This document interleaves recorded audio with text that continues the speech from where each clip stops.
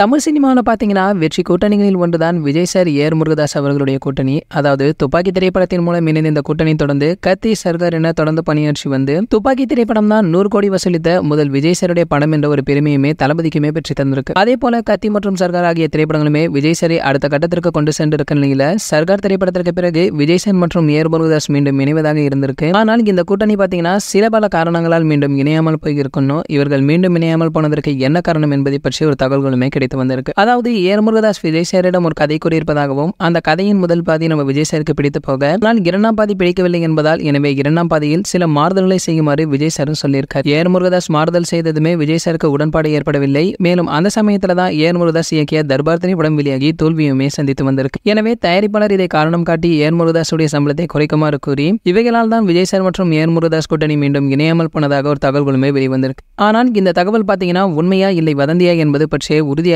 தெரிய வரவில்லைங்க. சரி, ஓகே, இது போன்ற நம்ம தளபதி பற்றி வெளியாகும் அனைத்து செய்திகளை நீங்க உடனே தெரிஞ்சுக்க நம்மளுடைய தளபதி 360 நம்ம சேனல்ல சப்ஸ்கிரைப் பண்ணிக்கங்க. பக்கத்தில் உள்ள பெல் ஐகானை கிளிக் பண்ணிட்டீங்கன்னா நீங்க நம்ம வீடியோவை மிஸ் பண்ணாம பார்க்கலாம்.